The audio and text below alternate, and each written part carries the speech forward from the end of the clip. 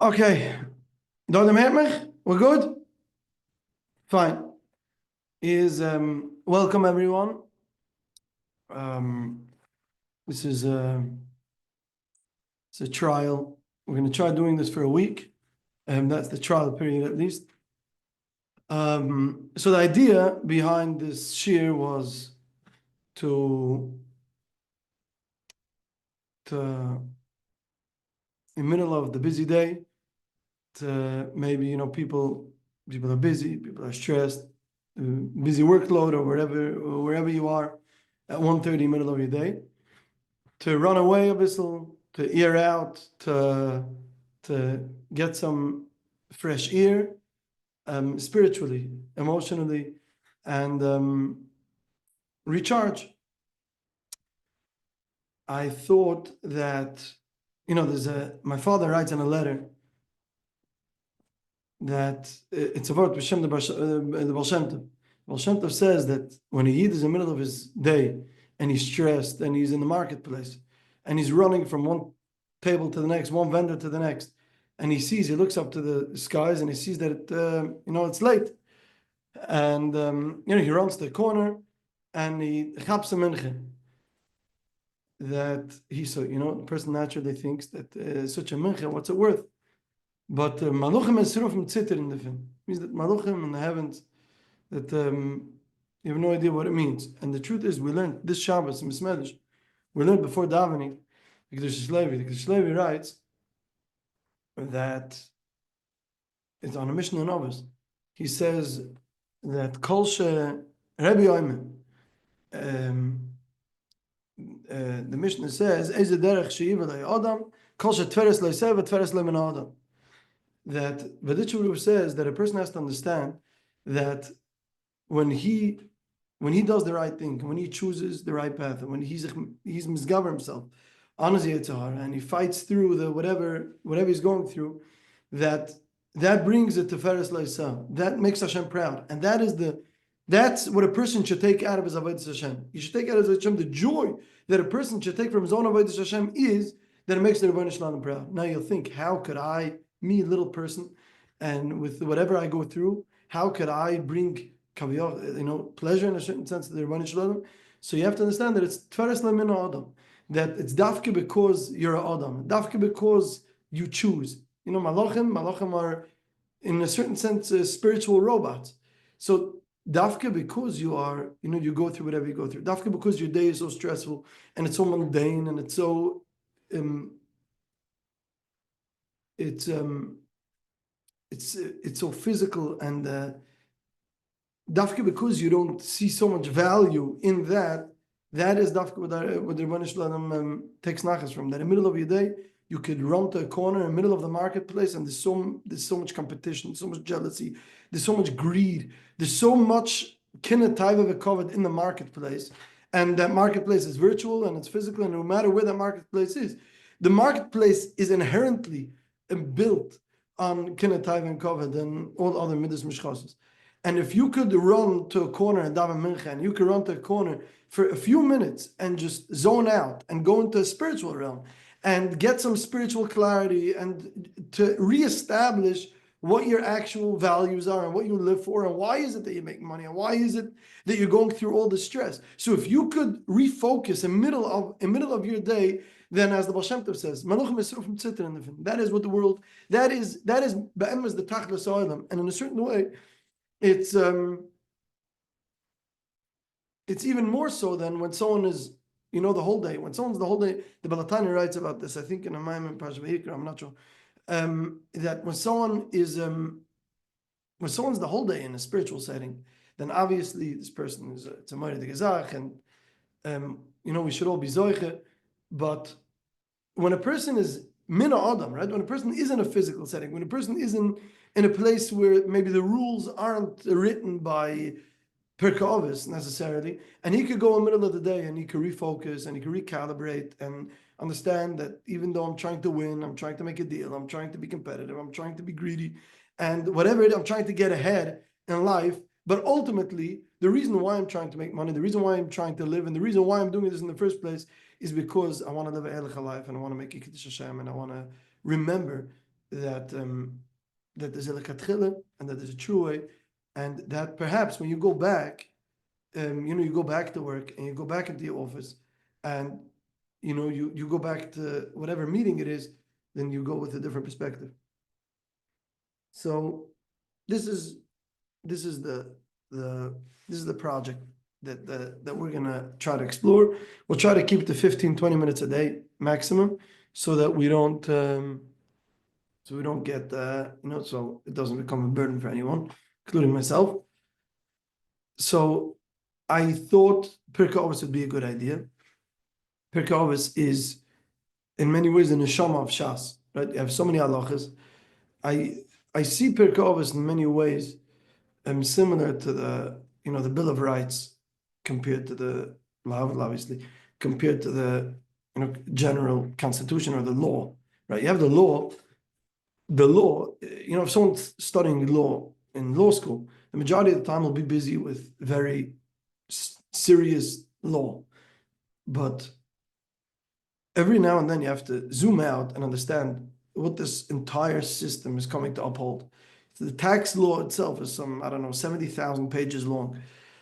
So, and that's only one law.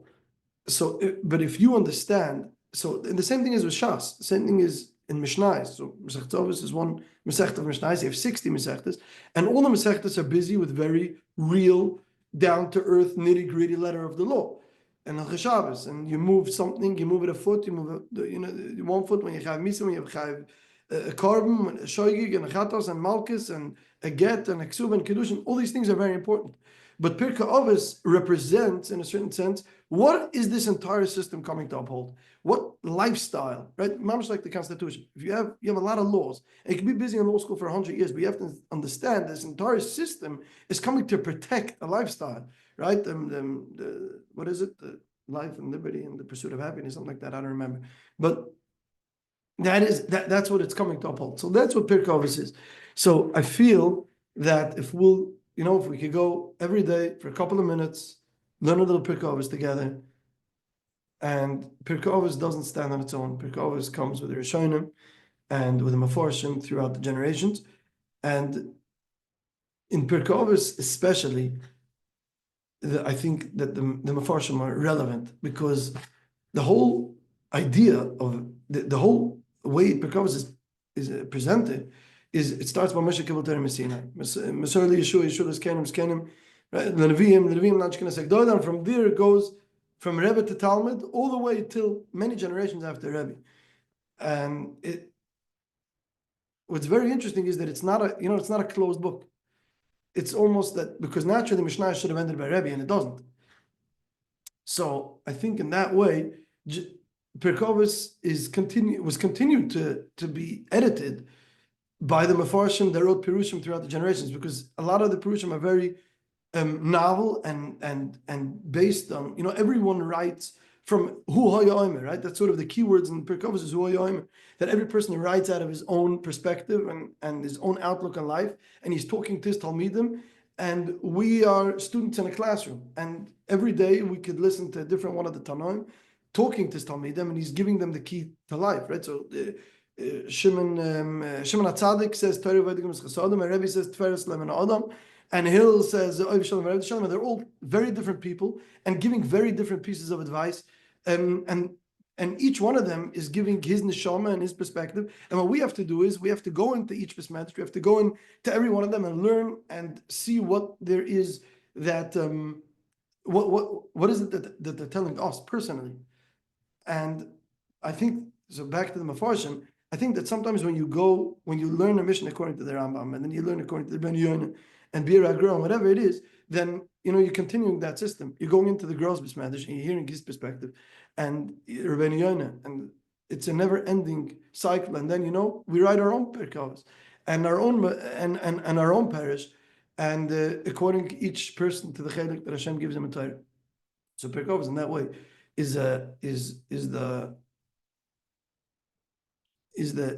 ethics, is the musar of the Moiser HaTorah from Moshe Rabbeinu till this generation. I wanted to give Akdama to Pirkei Avos, but Lamasa the Rambam wrote a Hagdomet Pirkei Avos. It's called Shemona Prakim. It's a very unique Hagdama. Even as Hagdamas come, it's unique. It's a very unique sefer. And I think it'd be kedai to learn Shemona Prakim in great depth. So we only have 15 minutes a day, and it sort of takes me 15 minutes to get into it, as you see. So it'll be a challenge. But we'll try to do Shemona Prakim first and go from there to Pirkei Avos. Shemona Prakim, in a nutshell. So first of all, like this, the Rambam wrote all of his Sfarim, besides the Mishnah Torah, he wrote in Arabic, including Shemona Prakim. Shemona Prakim is unique. First of all, we have the Rambam's autograph of Shemona Prakim and the whole Parashat Mishnayos. We have the Rambam's actual original copy, which is amazing, and that's why there are new translations today that are probably better than the ones that are printed in the Mishnayos. We'll probably make use of one of those. I'll put it up tomorrow or whenever it's going to be. Shemona Prakim is unique because it's a work of philosophy written for the masses. Meaning the Rambam wrote lots of different types of Svarim. So he wrote Mishnah Torah as its name implies. It's Mishnah Torah. It's a sefer for every yid and every generation. Lashon Kodesh, Lashon Mishnah, and then he wrote Mer Nevuchim for Nevuchim, basically for people who are perplexed by philosophical problems. And then he wrote Pirkei Mishnayos. Pirkei Mishnayos is the first, really second sefer maybe that the Rambam wrote. He was very young. The Rambam was 23 when he wrote Pirkei Mishnayos, and it was before he was anyone. He was just a young man running away from the Al-Muhadin in Spain. I think he was in Fez when he wrote, he started, I think, when he was in Fez.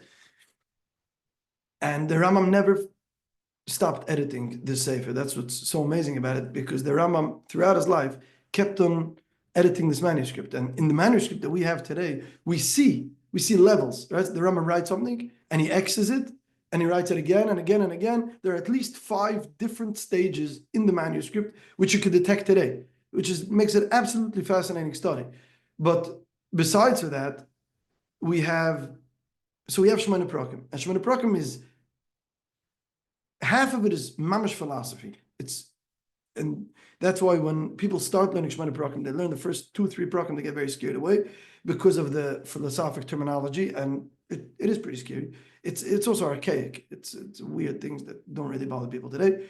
And so we'll try to plow through it, not get scared off by the philosophy, and ultimately go with the Rambam. The Rambam builds a magnificent binyan, mamish, from the beginning throughout the Shemona Prakim, and it's one layer on top of the other, and we have to go with him. Now, one thing that's very, very important, at least to me, is that you have to learn Rambam according to Rambam. It's something that, unfortunately, now there was a tremendous God of Israel that was nifted this past week. Hagoner Meir Mazuz, be'emes, mamish a chiddush in all the doors. Welt's going, mamish going in every single area of mamish. He be'etzem would fit perfectly in my opinion, into Golden Age Svard. He's a goyin baki in Bavli and Yerushalmi and in halacha and in math and in science and in everything. Diktuk, poetry. He's just mamish a Renaissance man. I once heard a shir from him in which he spoke about a certain Rosh Hashiva, which it's not important to mention his name. And this Rosh Hashiva said that, why the Rambam writes how big the sun is. How did the Rambam know how big the sun is? So you see that everything, the Rambam saw everything in Torah. So remember, as I said, if you just read the Rambam inside, he told you how he knew the sun is. He actually quotes, told me whoever it is that he quotes, and he tells you where he knows it from. So what's important to know is that we have to approach the Rambam with a certain bittul and read the Rambam within his own worldview. Don't impose your own worldview onto the Rambam. It doesn't work. It doesn't work at all. The Rambam has his own worldview. Now, we're not meshubed, and Klal Yisrael. There's a lot of Chachmei Yisrael since the Rambam, and in many things, in many ways, our chinuch is not in ganzen, built on the Rambam. So, we could deal with it, it's not offensive neither to the Rambam, nor to us, or to the Baal Shem Tov, or to anyone else, to learn Rambam and appreciate the Rambam in his own system.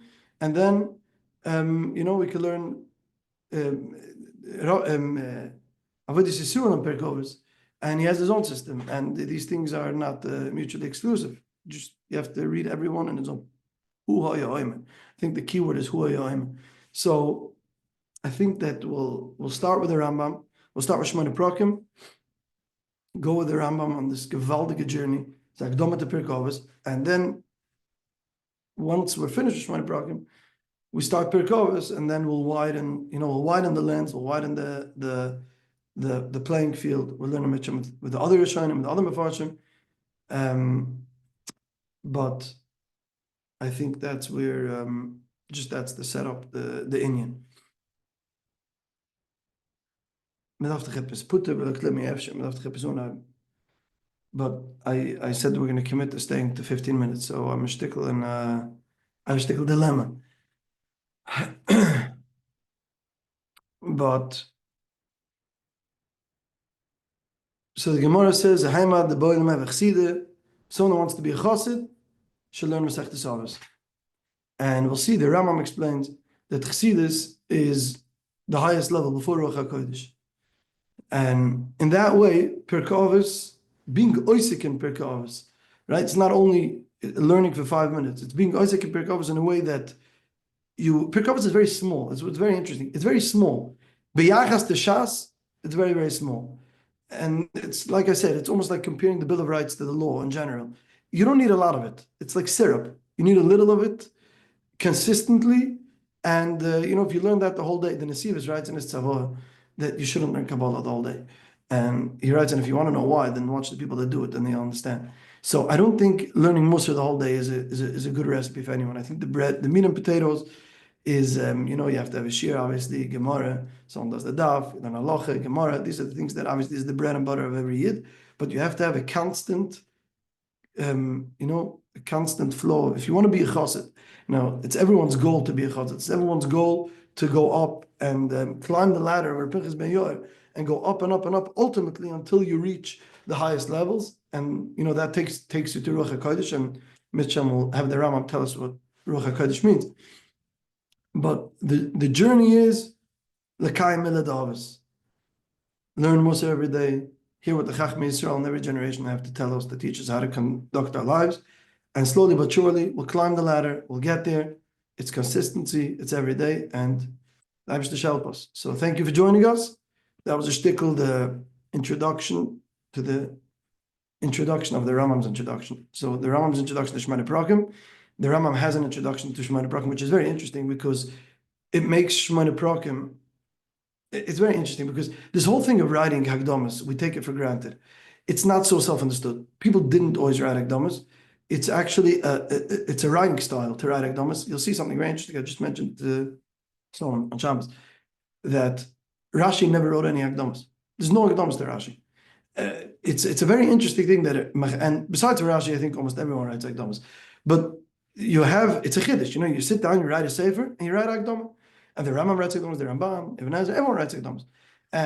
But Shemona Prakim is an Hagdoma, and then there's Hagdoma to Shemona Prakim, which means that really the Rambam saw Shemona Prakim as a sefer that stands in its own right. If not, you can't give Hagdoma to Hagdoma. So that was our intro to the intro of the intro. Thanks for joining us. See you again tomorrow.